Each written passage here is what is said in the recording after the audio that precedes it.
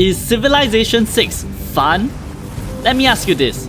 Do you like watching British men solving hour-long Sudoku puzzles, optimizing unnecessarily long and complicated systems, board games that take an hour to learn, the feeling of something being so complicated that you are crushed by the thought of trying to min-max it, and then having to find exploits, loopholes, and build paths? Do you like learning about history, possibly about the Roman Empire? Do you like all of the above, and also dropping a fat boy on your allies as Gandhi? Then Civilization 6 is for you. Civilization 6 is a 4X game. Explore, expand, exploit, exterminate. In essence, it is a really complex and complicated tabletop game with 10,000 different things to consider at once. You will be constantly given options to micromanage your empire down to the tile that they are working. The joy of Civilization lies in self-improvement. You start with learning the basics of the game, such as what each of the resources do. Science progresses the technology tree and gives you access to newer technology, which gives you an advantage ahead of your opponents. Culture progresses the civic tree, which gives you access to policies, which also gives you an advantage. Founding a religion gives you faith, which has multiple ways to complement your other playstyles. The number of resources goes on and on. Production, food, amenities, envoys, governor titles, just to name a few.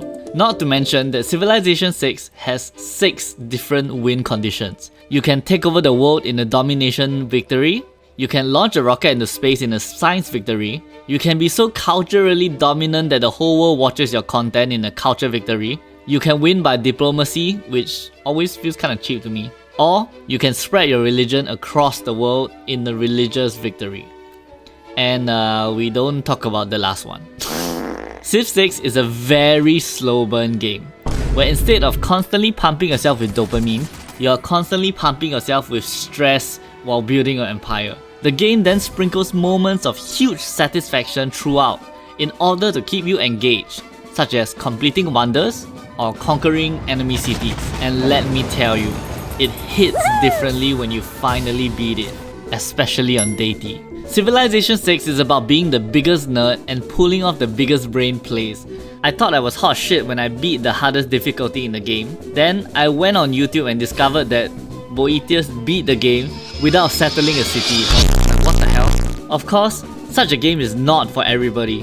If you cannot even fathom the idea of a turn-based game, then you should really look elsewhere. If you like the optimization aspect but find 4X games too slow, then maybe the real-time strategy genre will interest you more. If you have a really short attention span, you will suffer a lot playing Civ 6. One game of Civ 6 takes maybe 5 to 6 hours of gameplay from start to finish. And that's 5 to 6 hours of constantly thinking and optimizing your empire.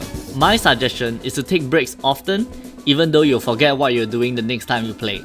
Other than the gameplay, the theme of Civilization is alternate world history. You start in the ancient era and work yourself up to the present and beyond, researching technologies and civics. You can even read about the different historical wonders and buildings in an inbuilt Civilopedia. The Civilopedia is probably my favorite feature of the game. It has all the info you need about units in the game while also providing knowledge about it in real life. Not having to alternate tab means I can watch shows in the background while I play. If you like the genre of alternate history and messing around with the timeline, you will love Civilization 6. Each world leader's AI has a slightly different personality. They are generally pretty predictable based on the leader's special powers. But fun fact, in one of the earliest Civ games, a bug made Gandhi's aggressiveness so low that it became negative. And when it became negative, it actually looped around and became positive by some magical video game coding logic. This resulted in Gandhi being the most aggressive leader of everybody, much to everyone's amusement. The bug was so well received that the developers just decided to make Gandhi more aggressive in the later entries of Civilization. A big reason why I'm so hesitant to recommend this game is that it is insanely expensive. The base game costs over $70 and there's 3 $40 DLCs. What the hell? That's like, quick math, that's like $190 just on like the entire game. Not to forget that they have DLCs for the world leaders as well. If you're unsure if you like the game, definitely just get the base game when it goes on sale and try it out. A great way to judge if you like the game is to just watch a VOD of it on YouTube. It's going to be confusing and you're not going to understand anything, but it'll give you a very good idea of whether or not you like the game. I personally like Boethius and Potato McWhiskey. Yeah, they're really funny guys. If you ask me if this game is worth the money, I would say it depends on how much you're willing to commit to it. Dropping $70 for a couple of games is absolutely not worth it. If you end up liking the game so much that you go down the rabbit hole of playing every world leader or specializing in one world leader, then the game is worth it. I'll leave you with my last comment. As I play Civ 6 on and off since 2016, the community has been great. Perhaps it's due to the nature of the game or even how expensive it is. Everyone seems to be very mature, and to be honest, I think it's also because everyone's on the older side. Everyone's very collaborative, helpful, and generally people help each other to improve their gameplay. So what do you think? Will you be picking up Civ 6? Is it too hard to learn for you? Is it too expensive? Let me know below. This is the first time I'm trying out a video like this. I kind of want to make this, but seems a bit boring. I don't know. I might try to make it more dynamic next time.